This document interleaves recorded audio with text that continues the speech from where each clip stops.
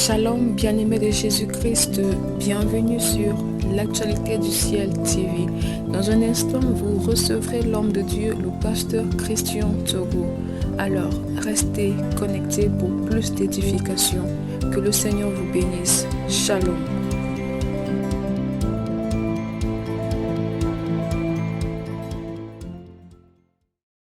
Shalom, shalom, bien-aimés dans le Seigneur Jésus-Christ. Nous sommes infiniment reconnaissants à Dieu de l'opportunité qu'il nous donne de parler encore en son nom ce jour. Ce matin, nous continuons de l'enseignement sur les effets de la parole. Et aujourd'hui, il est important que vous compreniez une chose. Si comment parler est nécessaire, le pourquoi est fondamental. Pourquoi je dois prendre la parole? Pourquoi je dois sortir la parole? Et chaque fois que les gens ne savent pas pourquoi ils parlent, ils vont parler et créer des guerres. Ils vont parler et laisser des problèmes. Ils vont parler et envenimer la situation qui pouvait être réglée de la plus simple des manières. Aujourd'hui, le monde cartésien voudrait que la raison soit la chose la mieux partagée. Or, lorsque nous rentrons dans la Bible, Dieu veut que la paix soit la chose la mieux partagée pour ses enfants, entre ses enfants et ceux de l'extérieur. Lorsque Jésus-Christ ressuscite et qu'il apparaît aux disciples, que leur dit-il? Que la paix soit avec vous. La paix est donc essentielle chaque fois que nous ouvrons notre bouche, chaque fois que nous parlons. Peu importe à qui nous nous agressons, peu importe le mot que nous utilisons, la finalité du mot doit produire la paix. Il est vrai que la vie et la mort sont au pouvoir de la langue. Cependant, la fin de la parole, d'après ce que nous disons dans la Bible, c'est la paix. Lorsque Dieu envoie du Jésus-Christ, qui est la parole, qui est le Verbe, en réalité, c'est pour qu'il y ait la paix entre nous et lui. Et c'est pour que nous apprenions aussi à être en paix. Et aujourd'hui, les guerres se succèdent sur la terre. Les guerres ne cessent de se multiplier simplement parce que les gens ne prennent pas conscience que la parole est un vecteur de paix.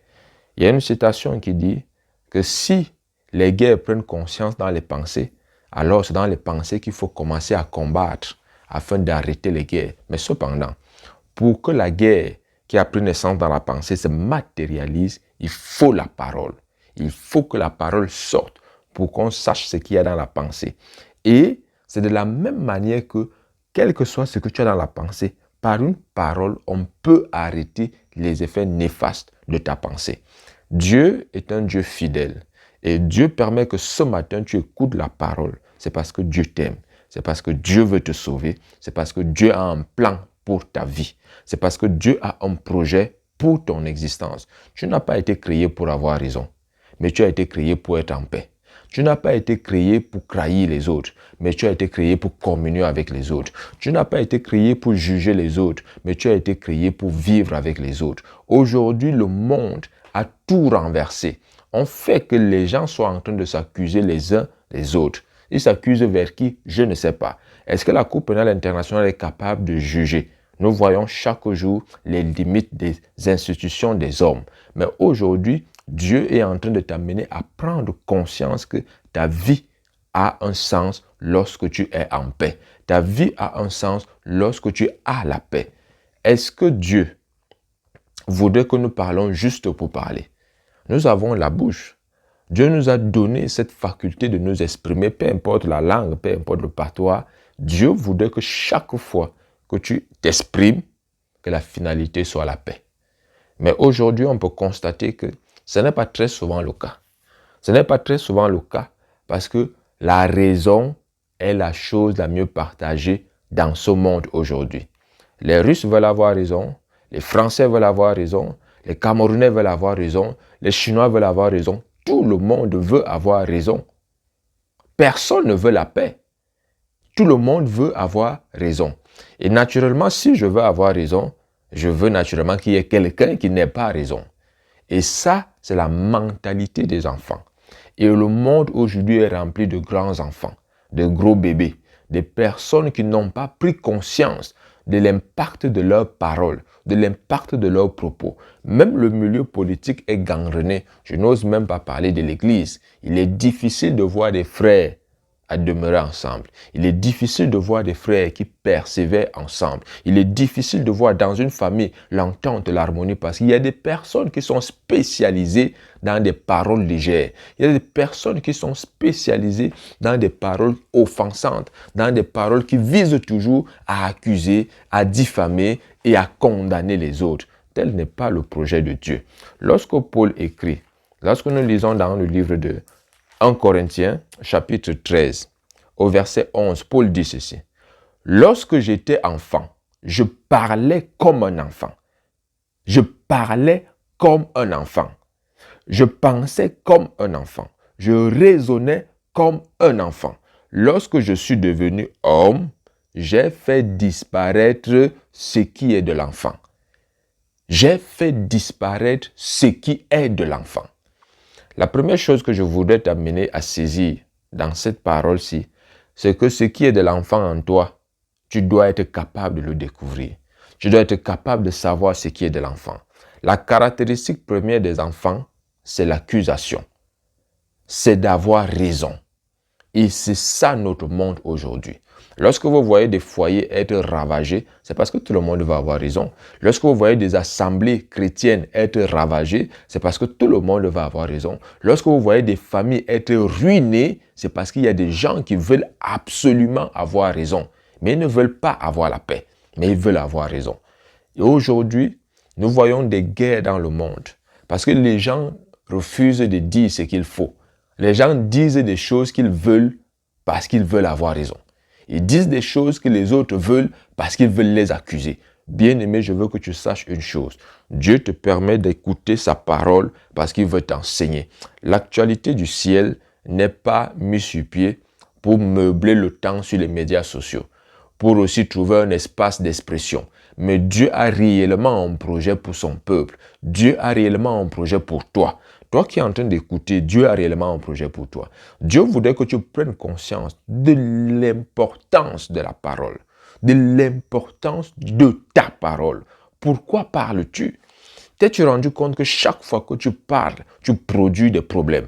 T'es-tu rendu compte que chaque fois que tu parles, tu produis de l'amertume?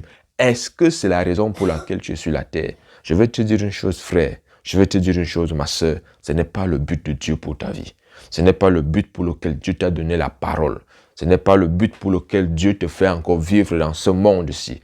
Mais si tu es vivant, Dieu voudrait que par ce message, que tu apprennes à corriger là où tu as fauté hier. Que tu apprennes à changer ta manière de parler aux gens. Que tu apprennes à changer ta manière de t'exprimer face même à des problèmes qui ne te concernent pas.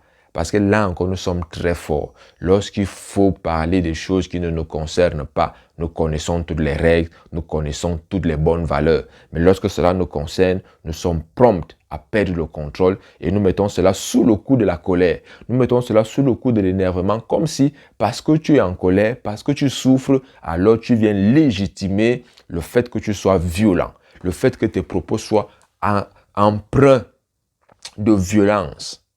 Bien-aimé, Dieu a un projet pour toi. Discerne dans ta vie ce qui se passe en Ukraine. L'Ukraine va avoir raison. Nous y reviendrons tout le monde en divers aujourd'hui, d'une manière ou d'une autre, lorsque j'étais enfant. Maintenant, la raison dépend du camp. La raison dépend du côté où tu te trouves. Mais sauf que lorsque tu deviens enfant cartésien veut que la raison soit la chose en Jésus-Christ, tu ne cherches plus à avoir raison. Parce que la raison a des camps, mais la paix n'a pas de camp. Ce qui se passe au Mali, les Français veulent avoir raison. Tout le monde a droit à la paix. Et Dieu a dit que la paix soit avec vous.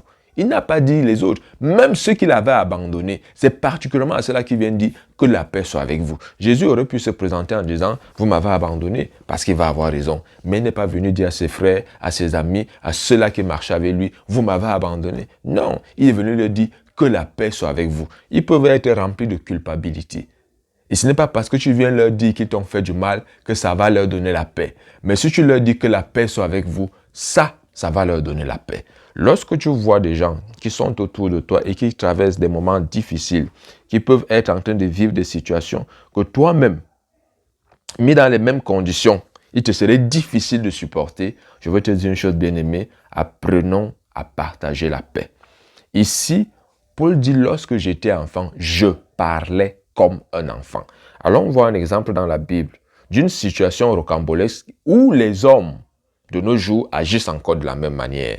Nous lisons dans Jean, chapitre 8, à partir du verset 1, il est écrit: Jésus se rendit à la montagne des Oliviers, mais dès le matin, il alla de nouveau dans le temple, et tout le peuple vint à lui. S'étant assis, il les enseignait.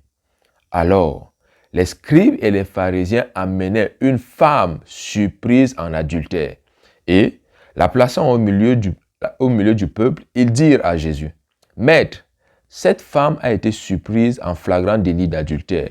Moïse, dans la loi, nous a ordonné de lapider de telles femmes. Toi donc, que dis-tu? Il disait cela pour l'éprouver, afin de pouvoir l'accuser. Mais Jésus, s'étant baissé, écrivait avec le doigt sur la terre. Comme il continuait à l'interroger, il se releva et leur dit: que celui de vous qui est sans péché jette le premier la pierre contre elle. Et s'étant de nouveau baissé, il écrivait sur la terre. Quand ils entendirent cela, accusés par leur conscience, ils se retiraient un à un, depuis les plus âgés jusqu'au dernier. Et Jésus resta seul avec la femme, qui était là, au milieu. Alors, s'étant relevé et ne voyant plus que la femme, Jésus lui dit: Femme, où sont ceux qui t'accusaient? Personne ne t'a-t-il condamné? Elle répondit: Non, Seigneur. Et Jésus lui dit: Je ne te condamne pas non plus, va et ne pêche plus. Bien que les femmes soient capables de faire plusieurs choses en même temps, il est une chose que les femmes ne peuvent jamais faire: commettre l'adultère seule. Ça, c'est pas possible. Mais nous voyons quand même des personnes qui essayent d'accuser la femme. Et ce n'est pas des enfants, c'est des adultes. Des adultes enfants qui veulent avoir raison. Qui veulent avoir raison. Lorsque ces gens arrivent vers Jésus, ils disent: Moïse a dit, toi, qu'est-ce que tu dis? Ce que Jésus va leur dire est très important, bien-aimé, pour toi. Celui qui est sans faute parmi vous, qui jette le premier la pierre contre elle. La parole de Jésus, c'est pour produire la paix. Ici, la personne qui a le plus besoin de paix, c'est cette femme qui est accusée. Et aujourd'hui, je viens te dire, toi qui es accusé, Dieu veut que tu saches qu'il t'aime. Dieu envoie cette parole aujourd'hui pour que tu aies la paix. Je ne sais pas dans quoi tu étais surprise. Je ne sais pas dans quoi as-tu été surpris récemment, mais je vais te dire une chose. Quand bien même les hommes ne t'ont pas surpris, ta conscience te condamne. Ta conscience est en train de te dire: non, tu as fait ceci, non, ceci n'est pas bien. Les hommes sont en train de t'accuser. Dieu ne t'accuse pas, bien-aimé. Voilà quelque chose que je veux que tu saisisses. Dieu ne t'accuse pas. Pour le moment, Dieu n'est pas juge. Il est venu porter et enlever ton fardeau. Il est venu te libérer de tout ce qui t'empêche de communier véritablement avec lui. Est-ce que tu prends conscience de ce que la parole de Dieu, l'objectif pour lequel la parole de Dieu sort, c'est pour que tu aies la paix. C'est pour que tu sois en paix. C'est la raison pour laquelle, bien-aimé, je m'insurge et je l'ai souvent révélé à plusieurs reprises. Lorsque les pasteurs se lèvent et commencent à dire parfois à une femme: comme tu souffres là, comme tu n'es pas marié, c'est ta mère, c'est ton père qui est responsable. Ce genre de parole ne produit pas la paix. Lorsqu'un pasteur peut dire à un enfant: comme tu es en train de gémir là, vraiment les douleurs que tu traverses là, c'est ta grand-mère, c'est ton grand-père, c'est ton frère. Ce genre de parole ne produit pas la paix. Bien-aimé, comprends une chose. Lorsque tu prends la parole, dis-toi bien que est-ce que je vais produire la paix ou alors pas du tout? Si ce n'est pas la paix, mieux tu te tais. Dieu a un projet pour ceux qui sont ses enfants. C'est pourquoi il va dire: heureux ceux qui procurent la paix, car ils seront appelés fils de Dieu. Heureux ceux qui procurent la paix, car ils seront appelés fils de Dieu. Est-ce que tu procures la paix? Est-ce que tu procures la paix? Je voudrais ce jour, comme cette femme est restée seule avec Jésus, que pendant que tu reçois ce message, seul avec Jésus dans ton cœur, tu te poses cette question: est-ce que je suis fils de Dieu? Est-ce que tu veux devenir fils de Dieu bien-aimé? Parce que l'occasion t'est donnée maintenant. Toi, pendant que tu es seul avec Jésus, tu peux devenir fils de Dieu. Tu peux commencer à procurer la paix. Tu peux commencer à procurer la joie. Tu peux commencer à procurer la vie autour de toi par la parole. Par la parole. Par la parole. Il est dit dans la Bible, dites-vous la vérité en vue de la paix.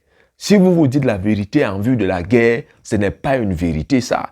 Il est important que tu saches, bien-aimé, Jésus-Christ n'est pas ta vérité, Jésus est la vérité. Et si tu as la vérité qui est Jésus-Christ, alors tu es capable de produire la paix. Alors tu es capable de s'aimer la paix. Alors tu es capable de répandre la paix. Est-ce qu'aujourd'hui, bien-aimé, tu peux réaliser que chaque fois que le monde prend la parole, c'est pour avoir raison. Et que toi, tu ne fais pas partie du monde. Alors, chaque fois que tu dois prendre la parole, c'est pour produire la paix. C'est pour répandre la paix. C'est pour donner la paix. Dieu compte sur toi. Dieu t'appelle aujourd'hui à prendre conscience que tu dois arrêter d'accuser. Même si quelqu'un, tu as pris la personne en flagrant délit de faute, je voudrais que tu sois capable non seulement de pardonner, mais aussi d'amener la personne qui est en erreur à sortir de cette situation afin d'honorer Dieu, afin de glorifier le Seigneur, afin d'élever son saint et glorieux nom. Nous ne sommes pas établis, nous pasteurs, pour être des accusateurs dans les maisons, dans les familles, pour détruire les familles, avec les messages selon lesquels c'est ton père qui est responsable de ta sorcellerie, qui est responsable de ce qui t'arrive, de ce que c'est ton mari qui est en train de te tuer, même si cela peut être possible. Mais cela n'est pas toujours possible dans bien des cas. Mais nous voyons ce genre de message être répandu parce que les gens n'ont pas réalisé ce que est le but de la parole. Dieu a envoyé la parole pour quelque chose, pour guérir et pour faire échapper de la fosse. Lorsque ta parole ne guérit pas, ça veut dire qu'elle ne produit pas la paix. Donc, mieux tu laisses. Dieu t'invite aujourd'hui à prendre conscience que Dieu t'a donné la parole pour que dans ton foyer, tu saches comment parler à ton mari. Pour que dans ton foyer, tu saches comment parler à ta femme. Pour que tu saches comment parler à tes enfants. Il faut arrêter de maudire vos enfants. Il faut arrêter de mal parler de l'Église. Il faut arrêter de mal parler des serviteurs de Dieu. Il faut arrêter de détruire le nom de Jésus-Christ. Parce que chaque fois que nous parlons, nous entrons dans un taxi. Au lieu d'évangéliser, nous commençons plutôt à décrier ce qui ne va pas à l'église au milieu des gens que nous ne connaissons pas. Ce qui est une très grave erreur. Et ça, c'est le monde de l'église aujourd'hui. Et lorsque nous décrions ce qui ne va pas, en réalité, c'est parce que nous voulons avoir raison. Est-ce que cela signifie qu'il y a des choses qui ne vont pas? Non. Il y a des choses qui ne vont pas, c'est vrai. Mais ce n'est pas l'endroit où il faut aller dire des choses qui ne vont pas. Ce n'est pas l'endroit où il faut aller dire, dénoncer ce qui ne marche pas. Il y a un cadre que Dieu nous a donné, où nous pouvons nous asseoir et constater que ceci ne marche pas, ceci n'a pas été bien fait, ceci n'a pas été bien dit. Lorsque tu es dans un ménage et que dès que tout ce qui ne va pas dans ton foyer, tu le déverses dehors, ta vie est dehors, tu n'es pas en train de parler pour qu'il y ait la paix chez toi. Parce que tout ce que tu vas dire dehors, là, va revenir chez toi. Tout ce que tu vas aller s'aimer dehors, tu vas le récolter chez toi. Frère, sœur, sache que la parole a un objectif, c'est la paix. Si ce n'est pas le cas, mieux tu te tais. Mon vœu et ma prière aujourd'hui, c'est que tu réalises que comme ces hommes ont passé le temps à accuser Jésus, aujourd'hui Jésus est seul avec toi. Aujourd'hui Jésus ne t'accuse pas. Aujourd'hui Jésus dit, si les hommes qui t'accusaient ne t'ont pas condamné, moi non plus je ne te condamne pas. Moi non plus, je ne te condamne pas. C'est la raison pour laquelle, lorsque nous prêchons, lorsque nous enseignons, Dieu voudrait que nous qui sommes des porte-paroles du royaume des cieux sur cette terre, que nous soyons capables de dire aux hommes quelle est l'information que Dieu voudrait qu'ils reçoivent. Dieu n'est pas en train de te condamner. Même s'il peut y avoir un message qui peut te toucher, qui peut te booster, qui peut t'amener parfois à t'interroger, à te remettre en question. Ce message n'a pas pour vocation de t'accuser, mais c'est un message qui a pour vocation de te prendre conscience que tu es sur une mauvaise voie et que tu changes. C'est pourquoi Jésus va dire, va et ne pêche plus. Et je te dis aussi ce matin, va et ne pêche plus. Si Dieu te dit cela, c'est pour que tu sois en paix. Si Dieu te demande de ne plus pécher, c'est pour que tu sois en paix. Dieu n'a pas dit à cette femme qu'elle a commis l'adultère. Dieu ne lui a pas dit, ma fille, raconte-moi un peu ce qui se passe. Parce que mon but n'est pas que tu viennes me raconter forcément ce qui se passe. Mon but, c'est que tu saches que Dieu t'aime. Mon vœu, c'est que tu saches que tu es capable, au travers de ta parole, de changer ton histoire et de changer l'histoire de ta famille. Si tu as détruit ta famille avec des mauvaises paroles, avec des paroles selon quoi c'est telle personne qui est responsable de notre malheur, c'est tel oncle qui est responsable de notre difficulté, bien aimé, tu peux encore rectifier le tir. Et aujourd'hui, cela est vulgarisé particulièrement en Afrique. Particulièrement. Je sais que c'est partout dans le monde, mais particulièrement l'Afrique noire aime la sorcellerie. Aime la sorcellerie. Les gens n'aiment pas parler pour la paix. Les gens ne veulent pas parler pour la paix. Or, je vais te dire une chose, bien-aimé. Dieu voudrait que tu parles pour la paix. Je ne te demande pas de te taire. Je ne te demande pas de ne pas dire la vérité. Je ne te demande pas de ne pas être honnête sous prétexte que tu poursuis la paix. Non, non, non. Mais cependant, Dieu voudrait que tu saches que la finalité de la vérité, c'est la paix. Jésus-Christ, lorsqu'il vient produire la paix. Que le Seigneur Jésus-Christ vous bénisse, que Dieu vous amène véritablement à comprendre que nous qui sommes ses enfants, nous ne sommes pas sous le règne cartésien, mais nous sommes sous le règne du ciel. Et le ciel, c'est la paix. Il n'y a pas de tremblement de ciel, il y a le tremblement de terre. C'est pour ça que la terre, il peut y avoir des difficultés. Alors si nous sommes citoyens du ciel, bien qu'en séjour sur terre, nous aussi nous aurons la paix. Et c'est cette paix que je te souhaite aujourd'hui par le nom puissant de Jésus-Christ de Nazareth. Amen.